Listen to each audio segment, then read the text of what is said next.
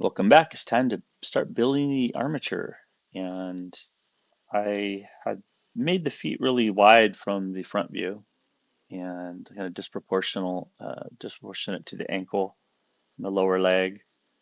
And the idea, I mean, when I drew this originally and then I drew it from the top view, I realized just how fat it was and not really what I wanted. Perhaps from the side view, I could have made it a little bit longer as well if I wanted to go with feet that wide so they wouldn't be so round almost, like an oval shape on the foot.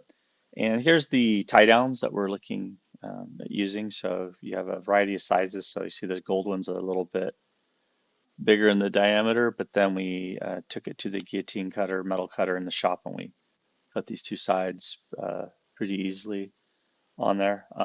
But the other thing is you could just go with a smaller size is probably the easier thing to do. But you can place the tie down. I think it's typically a little more common to put it in the ankle at the heel, just so that it's a little more sturdy. But if you think you can get away with it, you can put one up around the ball of the foot as well, and then you can even do both if you want to do like a good heel to toe snap. And I have a few options here as well. I put this one here. I have a heavy earth magnet that actually has a hole in it. You can order these online and that just pops right in. It's nice and strong. And so that way, if you're doing a tie down, you can actually go through that. And I think for this one, I actually included the metal. So I was going to glue the metal to the actual magnet itself to boot to make it like to have a tie down and a magnet in there. So you could go back and forth. You could have it just a magnet. And then if you went to more of an extreme pose, then you could put the bolt through it. So just one idea of what you can do there. But let's fix this real quick. So I'm just going to fix the foot here for a moment and get my eraser out. All right, so I'm just going to take my electric eraser and get rid of that extra thickness there on the side of the foot and kind of curl that down.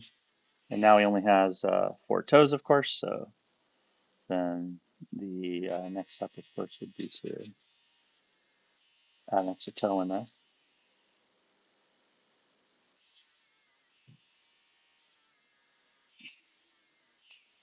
And maybe, did I put six toes on? Shoot, that would be hella funny if I did. No, okay, I might have. Yeah, it looks like I did. I don't know anymore. Been looking at this thing too long. Okay, and I did go out and get a nice electric pencil sharpeners, which has made life easier. That does kind of a cool angle in some of these, but I still default back to my little mechanical. So there we go. So that brings it in much more reasonable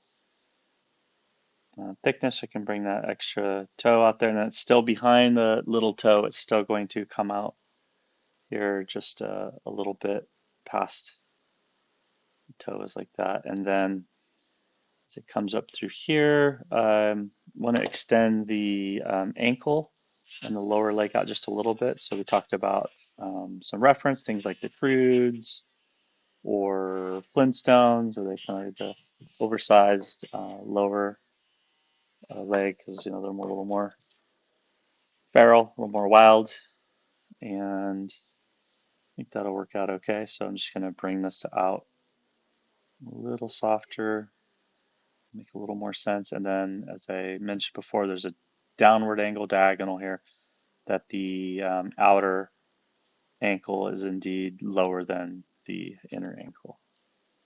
And then after I get that where I want it, just kind of searching with the blue and red pencils, I can kind of reassert that law of overlapping shapes. And then over here, do my measurements, do the same thing. The other side, I'll bring it out, make sure that, ooh, I'm pushing my measurements here. Be careful, I put my tape on the top, but not the bottom, and that's what you just gotta really watch out for. It's easy to shift and push that, so just be ever vigilant. Um, when you're double stopping and double checking your measurements, make sure that, of course, that you haven't created more problems for yourself. Oh, there we go. And angle those in just a bit and add that toe, a little soft, little bit extra on the outside right there, and then it curls up to the front, and then we have just coming back and that little bit lower ankle on the outside.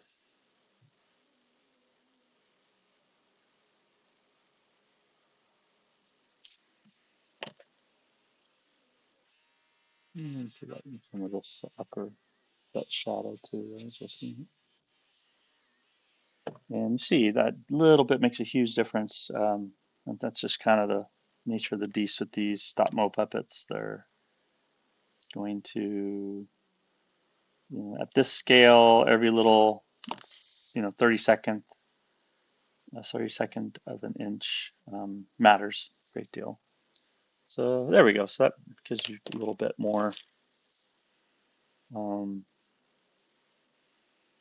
more accuracy in the foot. So now if I bring this over and work the foot, we can adjust so that it's going to stop right there. So I'm just going to draw that line in. And when I'm doing this, one thing I did not do was put my registration marks on my little faceover because I was maybe going a little fast on there. So just grab a couple pieces of my painter's tape. Make sure it's not going to wiggle around on me too much. Again, that's that soft release tape. And we'll shave off the outer part of the foot here like we just did on the front view. Okay. And see that little bit there makes all the difference to make this shape not so ridiculously wide on there. Right? So it's a big help. And then we can adjust the fronts of these toes to match the toes on here. And you can see this toe came over a little too much right there. So it's another easy fix. And it's a good thing you didn't ink this yet, right? Uh, room to fix and improve upon our design. And I just zoomed the camera in a little bit better so you could better see what's going on here with the toes. Let me see if I can brighten this up even. There we go. And yeah, it's looking okay. So let's grab our marker here and ruler. Make sure we're dropping in these registration lines, key lines for our trace overlays as well.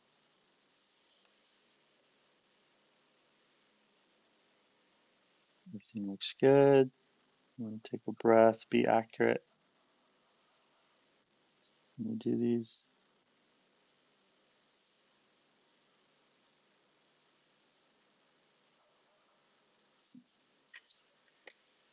And the feet, hands, and the face are the detailed parts, and we can digitally sculpt, we can 3D print. We're going to get through a little bit of those, which will be a ton of fun. There we go. So yeah, the inner side here of the big toe. So this really helps a lot. It was too big. Turns out from the top view. And then there's the next one over, and then next one over here. Looks like these can be moved over a little bit more as well. My blue and my red. And what a difference a little bit of graph paper makes, huh? So yeah, you decide toenail, things like that. You gotta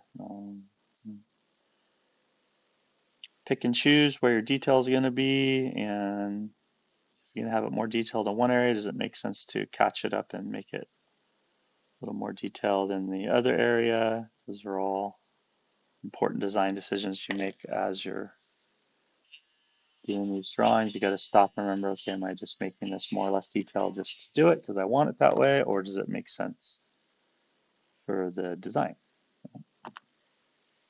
So the eternal internal dialogue is what's going on. It just keeps going. You just keep double checking and with yourself, asking yourself, okay, is this what makes sense for this design or not? And there we go. So yeah, I'm just opting to give him a little bit of toenails here. And much happier with that. Still got the little bit of larger red flintstone tones, but not quite as redonkulous as it was before. Here's the other one. Right, so we want to do the same thing with this one. We want to carve those in, but for that, I'm going to move this back out of the way. I got the ankles increased, and you can see the difference in the size here now, where we were before. So we brought that whole outer part of the foot in, and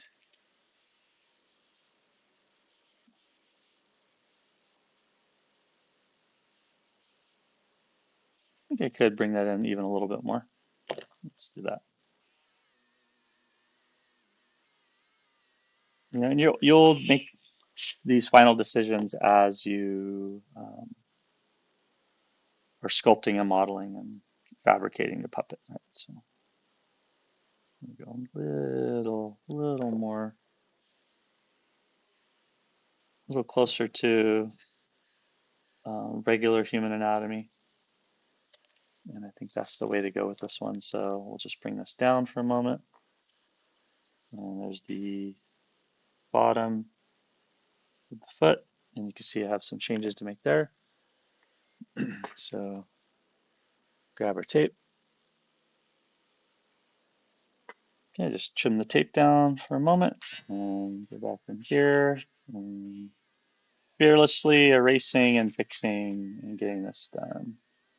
I'm not worrying about, oh no, I have to redraw it again. It's not that big of a deal. Just takes a few minutes to do and well worth the extra effort. I'm curious to see this without the light table. See a little bit of a mess getting made there. It's okay. Sometimes you got to clean off the tip of your eraser when you got all these colors going on. You can see very clearly now the new line for the outside of the foot. So I'll just finish this off completely. Complete redraw. And then when we ink it, of course, everything will be crystal clear. So there we go. And then we'll add a little ball for the tip of the toe. I suppose I'm going to leave this guy barefoot because that's kind of how the design's going.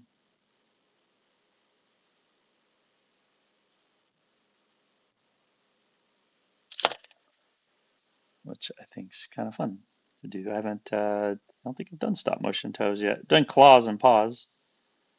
But yeah, that'll add a little something unique to this design. There we go. There's that nice purple coming out with the red and the blue. And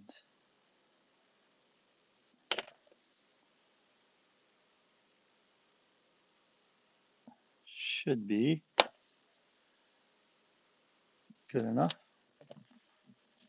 All right, so let's take this off. And again, slow my roll here, a little bit more intention, a little more careful with what I'm doing. There we go. Still looks a little funny, but that's to be expected with caveman toes, right?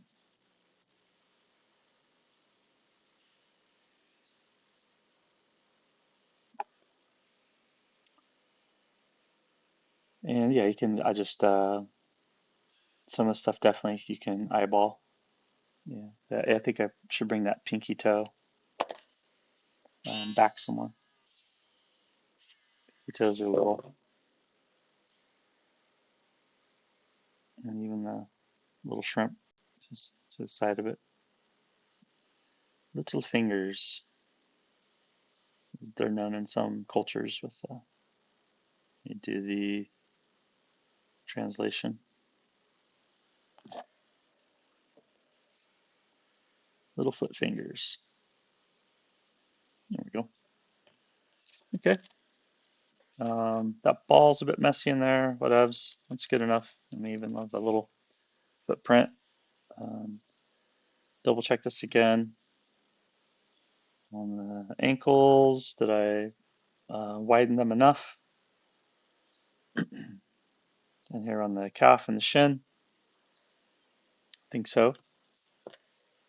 He's also the bow-leggedness. Like I did the arm and realized it was the palms facing back is what kind of brought that color on. So, or that curve on.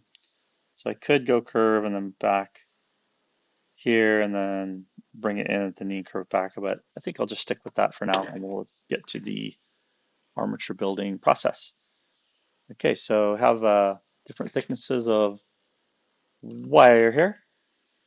Got my 10 gauge, 3/32. I can use for the legs. And let's see, it looks like the same thickness. Yes. And we also have some thinner gauge here. You can use this for the arms. I believe that's 12 gauge. That's a 10. So I'll get the actual numbers here for you. And here's the cloth wrapped floral wire for the fingers and toes.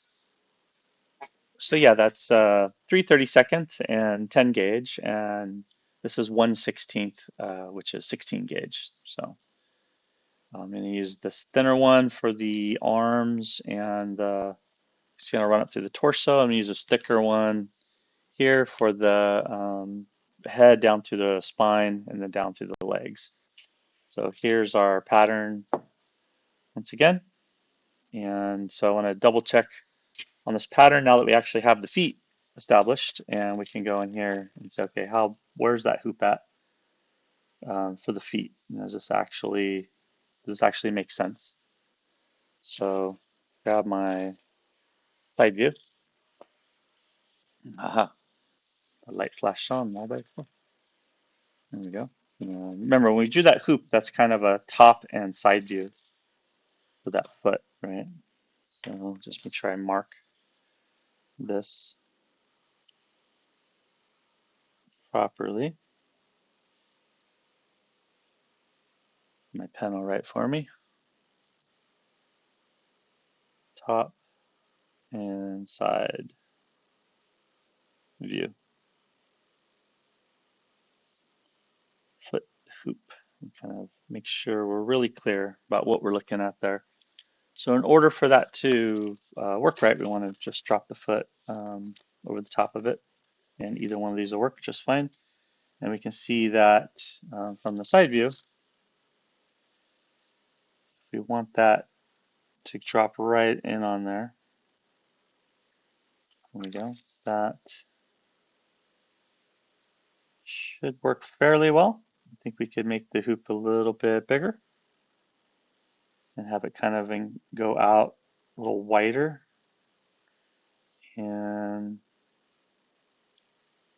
we could also back the part of the leg up a bit, do a little bend. Okay, they call it the kind of ski.